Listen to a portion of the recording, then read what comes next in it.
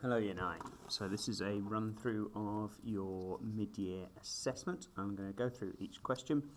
Hopefully you should be able to find the question you need using the chapters below, and I'm going to run through each one, give you a couple of different ways of doing it if there are some, and explain each one. So pick the question you need and go to that one. Right, starting with question 1. 4/5 as a percentage. A couple of ways of doing this. First off, I know 4/5 is the same as 8/10 by doubling the numerator and the denominator. And if I then times by 10, I know that's the same as 80 out of 100.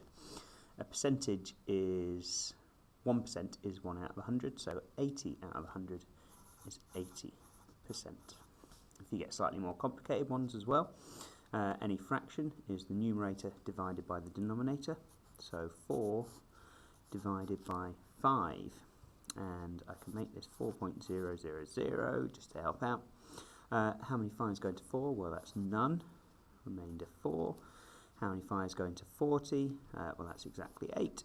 Turns out I don't actually need these extra bits, it just gives me 0.8.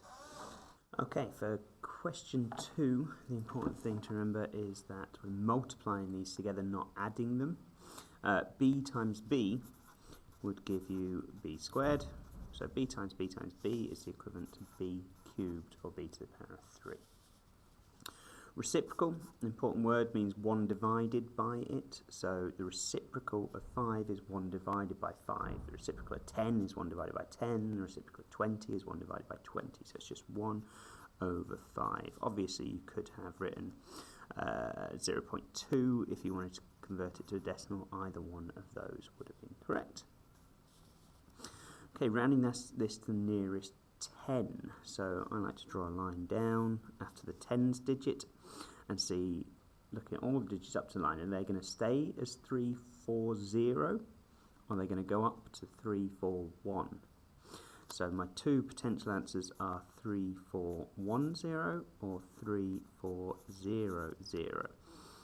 As this 9 is greater than 5, it means I need to round it up to 3410. Rounding this to 2 decimal places, I draw a line after the second decimal place, and again I'm either going to go to 5.31 or stay as 5.30. This 5 means I'm rounding up, so I get to 5.31. Okay, on to the second page. The prime numbers between 10 and 20. So a prime number is one that is divisible by only 1 in itself. It has exactly 2 factors. Now, that means the only even number is 2, all the other even numbers it can't be. So to go a long way around this, if you don't know prime numbers off the top of your head, which is fine, I'm just going to write down all the odd numbers between 10 and 20. I can eliminate the even numbers straight away and then work out which one of them have other factors and which don't. So 11, obviously 2 doesn't go into it, or 3, 4, 5, 6, 7, no. 13, nothing else goes into it. 15, however, 5 and 3 both go into 15. 17, 3 doesn't go in, 5 doesn't go in, 7 doesn't go in, no, and the same for 19. So all 4 of those other odd numbers go into our prime numbers, have exactly 2 factors. Alright, solving this, I'm going to do the same thing to both sides. Now, the aim is to get an x all on its own, and in the way I've got here, x over 7 means x divided by 7, so I'm going to do the inverse of that. I'm going to multiply both sides by 7, getting me x equals 28. You should write an x equals when it asks you to solve in your exams, but it's not vital you've got the mark if you just wrote 28. This was a 2-step equation again. My aim is to end up with x equals. And to get there, I'm first going to take away 80 from both sides. So that gets me, what I've got left is just 2x on this side, because those 80s cancel out. take 80 from both sides, which leaves me with minus 70 on that side. Now, I haven't got the x on its own, so I need to divide both sides by 2. That gets me negative 35, so x equals negative 35. Important note about this question, a lot of mistakes that my class made were along these lines. You don't have to start by subtracting 80 from both sides. You could start by dividing both sides by 2, which is absolutely fine. If you did divide both sides by 2, though, most people did, 10 divided by 2 is 5, and 2x divided by 2 is x, which is great. You also have to divide the 80 by 2. Everything gets divided by 2. And then take 40 from both sides, giving you the same answer of x equals negative 35. So if you chose to divide by 2 first, that's absolutely fine, but what you needed to do was divide every single term of the equation by 2. Alright, final one of the equations questions. This time you really do need to multiply by 3 first. Subtracting by 9 first doesn't cancel things out, so I'm going to do the inverse of dividing by 3, so that I'm left with x plus 9, and 8 times 3 gives me 24. Finally, I've got a plus 9 there, so I need to subtract 9 from both sides. 24 take away 9 is 15. Now finally here, on this page, 2 subtract 0.46. I'm going to write that out. Most important thing is that 2 is, I can write as 2.00. I'm going to subtract 0.46 to give me my answer. So I'm going to have to do some borrowing because I can't do 0 take away 6. So if I take 1 from there, that becomes 10 here. Take 1 from there, that becomes 10 here. So 10 take away 6 gives me 4. 9 take away 4 gives me 5. And 1 take away 0 gives me 1. So the answer should be 1.45. Okay, moving on to question 8. Factorising. It doesn't say factorise fully, but I'm going to factorise fully anyway. I need to look for things that are in common between this term and this term. So what goes into 12 and goes into 20? Well, 1 does. It's not very good factorising though. But 2 and 4. 4 is the highest number that goes into both of those terms. So on the outside of my brackets is going to be a 4. And then in my brackets, well, I'm going to divide both of these by 4. So 12x divided by 4 is 3x. And 20 divided by 4 is 5. I mean, that's minus 20, so I should probably put minus 20 and minus 5. So I end up with 3x and minus 5. 3x minus 5. And that works because 4 times 3x gives me 12x, and 4 times minus 5 gives me minus 20. Right, finally factorising this. Now there's no numbers here. In this case I was looking at the numbers, whether they had anything in common.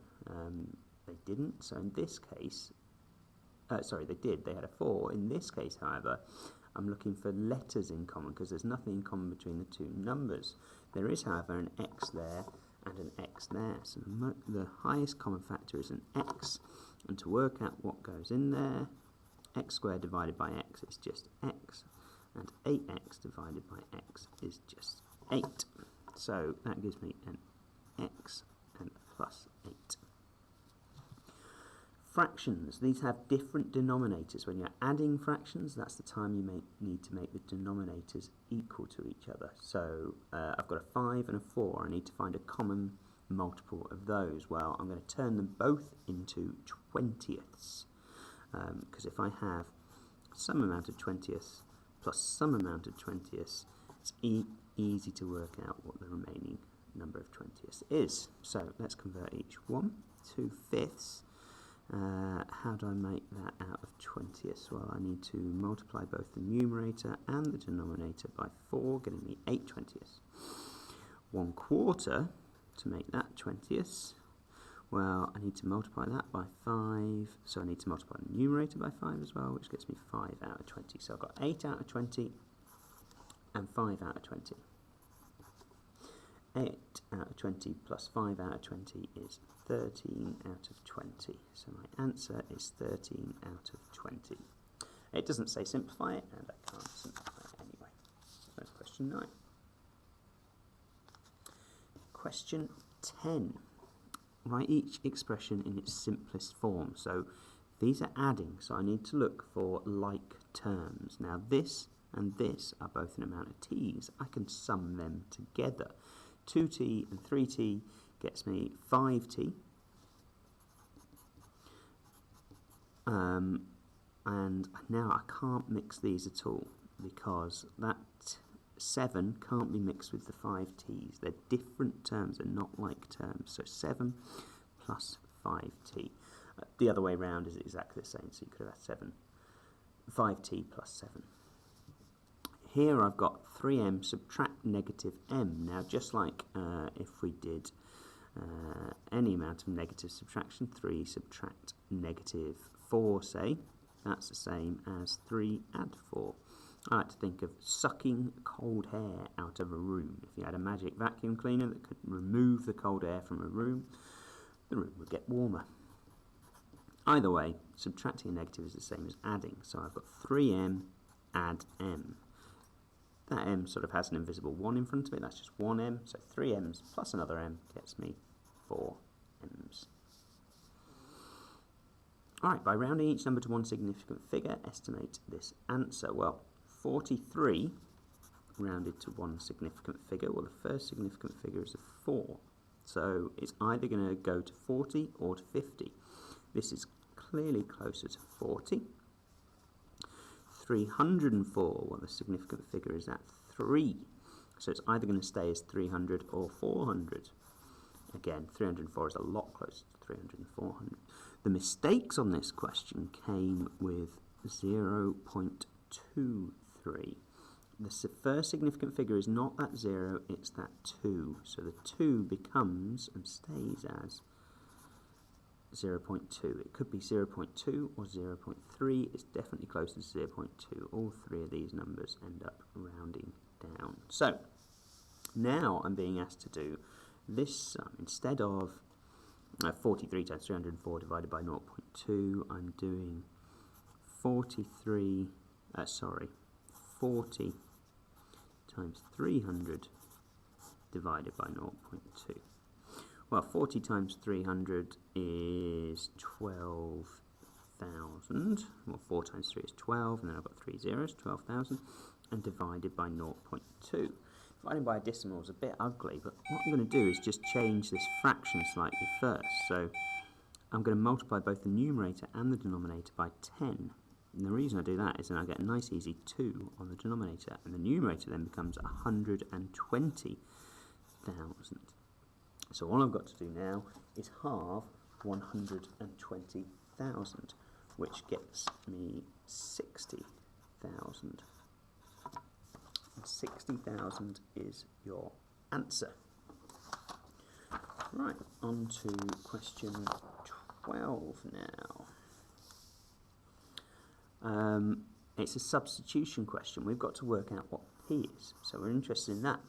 So to work out what p is, I did 4 times x plus 3 times y, and it tells us what x and y are here. So 4 times x, 4x, is 4 times 5, which is 20. And 3y, a bit more complicated, I'm going to do 3 times by negative 2. Positive times negative gives me a negative number, so 3y is minus 6.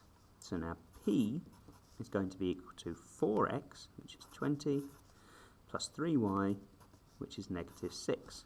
Adding a negative is the same as taking away, so that gives me p is 14. Okay, on to question 13. You may remember indices from the very first module of the term. I'm just going to look at this numerator first before worrying about the denominator.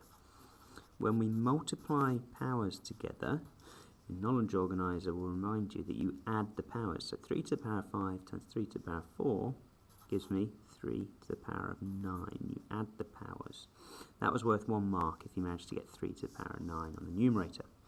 We've then got to do 3 to the power of 9 divided by 3 squared, and when you're dividing, we subtract the powers, so the indices, sorry, so 3 to the power of 7. So This gives me 3 to the power of 9 for the numerator. That's the multiplication law of indices. And then this is the division law of indices, is subtracting them. So we get 3 to the power of 7. Some people struggled a little bit with this concept. A single power of 3 means you just have to have one 3 on its own with an index number power.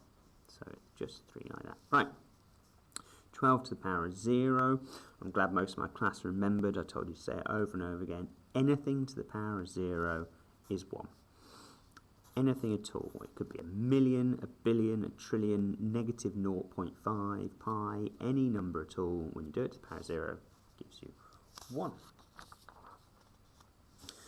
Question 14 then. So when multiplying by decimals, I recommend instead just multiply the numbers and worry about the decimals afterwards. So let's do some long multiplication.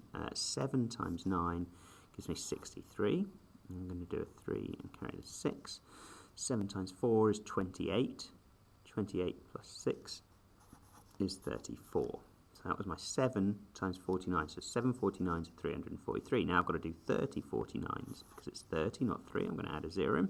3 times 9 is 27.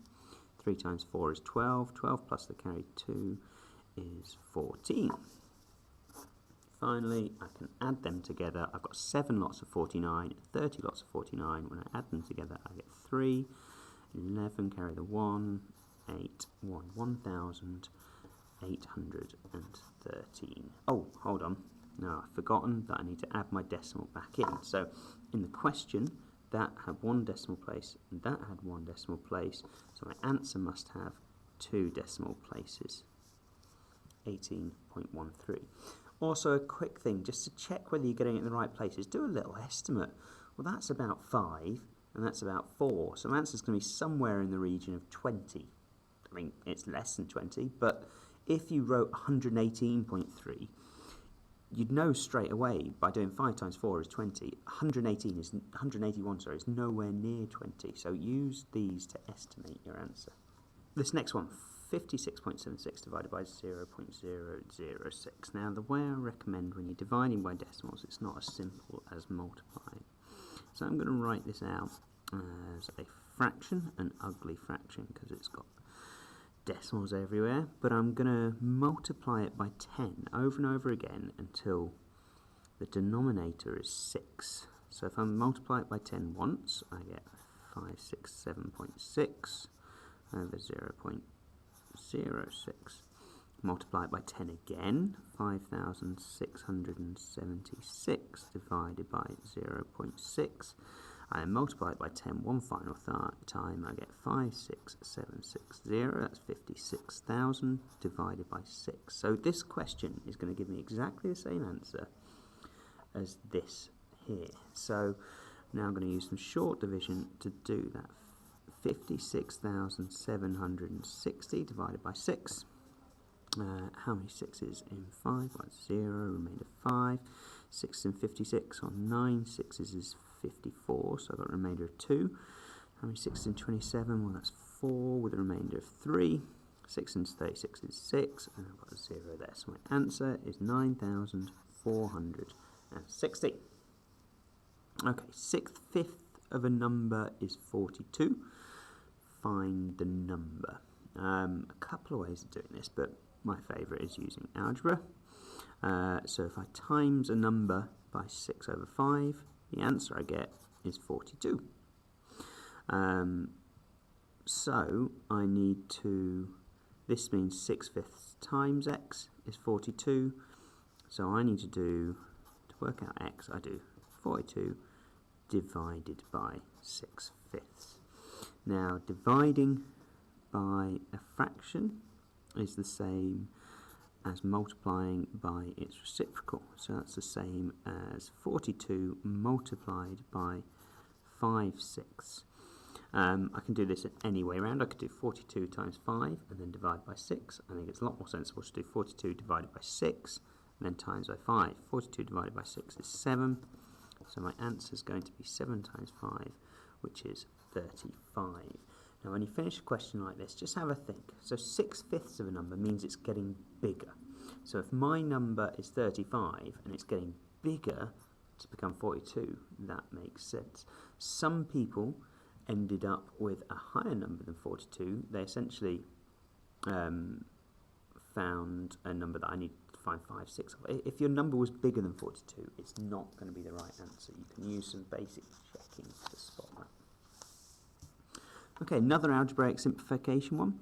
First off, I'm going to look at the x's, and I've got a 4x, a negative x, and a positive 2x. So in total, let's just look at the x's individually. That's going to give me 4x take away x, 3x plus 2x. That means I'm going to have 5 x's. Then I've got some y's. And I've got a negative 7y, subtract a 3y. So that's negative 10y. So your answer should be 5x take 10y. Another adding fractions question. So I'm going to try and make the denominators all the same. Oh, actually, sorry. First off, I've got to think about my BIDMAS. So BIDMAS tells me what order to do things. I've got a subtraction and a multiplication. The m comes before the s, so I'm going to multiply first. So first thing I'm going to do is, what is 1/5 times by 2? Well, hopefully we're all aware that's 2/5. So the question I'm actually being asked is, what is 7/3 take away 2/5? And just like in the previous adding fractions question, I'm going to make the two denominators the same. I need to find a common multiple of 3 and 5, which is going to be 15, and work out how much it is in 15ths. So to do that, 7/3 into 15ths, I need to multiply the numerator and the denominator by 5, which gets me 35 out of 15, and 2/5, I need to multiply to get to 15, I need to multiply them both by 3, which is 6/15. So I end up with 35 15ths, subtract 6/15. 35 take away 6 is 29 15ths. However, read the question again. I can't just write 29 15ths. I need to give my answer as a mixed number in its simplest form. So 29 15ths is an improper fraction, not a mixed number. And that's the same as, how many 15s go into 29? Well, 1 with a remainder of 14. So that becomes my answer. I'm just going to transfer it on the answer line to finish. Next, a fraction division. Now, best to first convert this into a mixed number before I do my dividing, into an improper fraction. So I'm just going to rearrange the question a little bit. 2 3/10 is the same as 23/10. Now, we're dividing by a fraction. That's the same as multiplying by its reciprocal. So 23/10 times by 5/6. Now, you could either do 23 times 5 is 105 and have 105/60. Then spot what to do next. But I think, spot how to cancel it down. But I think it's easier to find the common factors here. So 10 and 5, I can imagine cancelling them out to become 1/2. So now I do 23 times 1 is 23. 2 times 6 is 12. The 105/60 we had a minute ago, you could divide both the numerator and denominator by 5 to get this. But that's now as simple as it could get. 23 is a prime number. I can't get this any simpler. 23/12, however, is not a mixed number in its simplest form. So to make it a mixed number in its simplest form, how many 12s go into 23? Well, 1, and remainder is 11/12. So 1 remainder 11.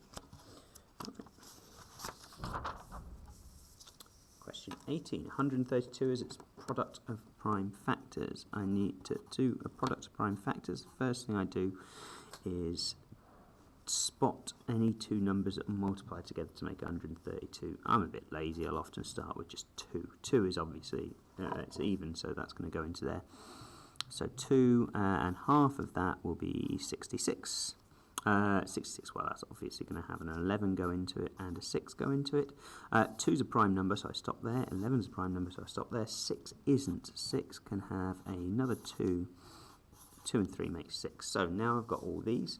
So writing it as a product to its prime factors, 132 is 2 times 2 times 3 times 11. You could have written them in any order. I've written them, the standard is the smallest to the largest with any powers. Okay, so it's broken 110 into its prime factors for us. We want to find the highest common factor of 110 and 132. Now there's a nice way of being able to find the highest common factor and the lowest common multiple by using a Venn diagram. Now I know 110 is 2 times 5 times 10, and 132 is 2 times 2 times 3 times 11. So I'm going to copy these prime factors into there. Well, a 2 can go in both of them in the middle there. I'm going to just say this is 110 and this is prime factors of 132. So there's no other shared factors, so 110 will be 5 and oh sorry, that's an 11. There is another shared factor, it's that 11 that goes in the middle, and then 132 has a 2 and a 3 in there. Right, let's just double check my diagram. So 2, 5, 11, 2, 5, 11, 2, 2, 11, 3, 2, 2, 11, 3. Great. Now, when you've got this diagram, if you multiply the two numbers in the middle, you get the highest common factor. So that, in this case, is 22. If you multiplied all the numbers inside those, you get the lowest common multiple. So 5 times 2 times 11 times 2 times 3 will get you the lowest common multiple. We're only interested in the highest common factor. Okay, the height of a tree is 12 metres, correct to the nearest metre. So that means that the height of the tree, 12, falls somewhere between 11 and 13. But in both instances, it gets closer to 12. So really I want to know what this line here is, halfway between 11 and 12, because our number is somewhere in between those two values. If the number's less than here, it's going to round to 11, and more than here, it's going to get there. So the two numbers I've got, halfway between 11 and 12 is 11.5, and halfway between 12 and 13 is 12.5. So it's 11.5 is less than or equal to h is less than 12.5. Now we know it can't actually equal 12.5, because if it was exactly 12.5 it would round up to 13. But that's okay, because this inequality says it has to be less than. Truncate. Truncate's the easy one. Truncate is draw a line after the second decimal place and just forget about everything else. 0.37, it's as easy as that. Rounding is the one where you need to be a bit more complicated. Truncating, you just chop the end off. Expanding two brackets. The way I like to do this is thinking about what my different, all the four multiplications I'm going to do. X times x is x squared, that's that one. X times negative 4 is negative 4x. 9 times x is 9x. And 9 times negative 4 is negative 36. That's the first part of it done. I've expanded. Now I need to simplify. To do that, there's no other x squared terms, it's just x squared. There are a couple of x terms I can simplify. Negative 5, positive 9. That gives me positive 5x. And I've got my negative 36. Alright, next I need to rearrange this a little bit. So we're told some things that are really going to help us get the answer. So if I just rearrange this top one here by dividing both sides by 8.4, I can see that 22176 divided by 84 is going to be 264. So that's that relationship there. However, I'm not dividing by 8.84, I'm now dividing by 8.4. I'm dividing by a number which is 10 times smaller, which means my answer is going to be 10 times bigger. The smaller the number you divide by, the more of it will get into the answer. And we're given another set of answers, that's another equation that matches. And this one was a lot more complex, actually. So, first off, what has actually happened? 828 over 3.3 squared is different to this. The numerator is 10 times smaller. So that's going to make my answer 10 times smaller, or make the 92 10 times smaller. Let's just do it step by step, actually. So 82.8 divided by 3 squared. If I know that's 92, then that'll be 9.2. However, I'm not dividing by 3 squared. I'm dividing by 0.3 squared. Now, 0.3 squared is 0.3 times 0.3, 0.09. That's a lot smaller than 3 squared, which is 9. In fact, it's 100 times smaller. So the number I'm dividing by is 100 times smaller. So my answer is going to be 100 times bigger. 100 times bigger than 9.2 is 9,200.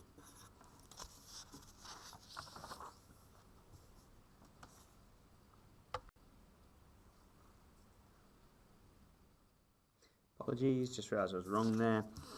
Right logic, 9.2 times 100 is actually 920, not 9,200. So I just quickly edited that. Apologies for that. Okay, nearly at the end. Last couple of pages. So, an identity means they are exactly the same no matter what the values of x and y are. And this is quite a useful identity. It says any number x, if I square it and then take away some number y, I get x plus y is exactly the same as adding two numbers together and multiplying it by one number subtracted from the other. So in this case, let's just say x is 193 and y is 7. So that means 193 squared take away 7 squared is going to be the same as this. X plus y, which is 193 plus 7, and x minus and then x minus y, which is 193 minus 7. That looks really ugly, but it actually works out quite nicely. 193 plus 7 is 200. 193 take away 7 is 186. So we've been asked to do 200 times by 186. Well, I can 2 times 186, I can just double it, is 372. You could have worked that out by doing some working if you liked. I'll just demonstrate it. Multiplying it by 2, 6 times 2 is 12, 2 times 8 is 16, so I've carried the 1, add that on, 2 times 1 is 2, so 372. But that would be just 2 times that. Instead I'm doing 200 times it, so I need to add a couple of zeros, getting 37,200. Well done to those of you who actually did 193 times 193 and then subtracted 49, but you did it a lot longer than you needed to. There was a reason you had all this maths up the top here. Alright, another fraction question, but this time we've got algebra, one of the harder ones. So I've got to again come up with a common denominator. I'm going to make my denominator 15. So what does x over 3, if I make it the same as that, well I need to multiply the denominator by 5 and multiply the numerator by 5. So I get 5x over 15. Great. And let's have a look at this one here. If I want to do 2x take 3 over 5 and make it over 15, then I'm multiplying the bottom by 3. I need to multiply the numerator by 3. First mistake lots of people made is you didn't times both of these by 3. So 3 lots of 2x is 6x, 3 lots of negative 3 is negative 9. Okay, so I know that's the same as 5x over 15, subtract 6x take 9 over 15. So now I can just combine those fractions fairly easily by subtracting the numerators. Second thing a lot of people got wrong, I'm going to throw in an extra step I wouldn't normally here just to help demonstrate it. I'm subtracting all of this, which is the same as doing 5x subtract 6x and then subtract negative 9 is the same as adding 9, so that's where a lot of people went wrong. 5x take away 6x is negative x. I'm just going to write my answer at the end answer box now. Negative x and then a 9, so we have to simplify that. So you could have written, just put this here, the same as 9 take x over 15. Either one of them, they're exactly the same as each other. We had a negative x and a positive 9 as the numerator. The key thing is, just like all those other fraction questions we've done earlier in the paper, I needed to make the denominators the same in order to subtract them. Last couple of questions. Question 25. Well done to those of you that spotted this is the difference of two squares. It's when we have x plus 10, x take 10.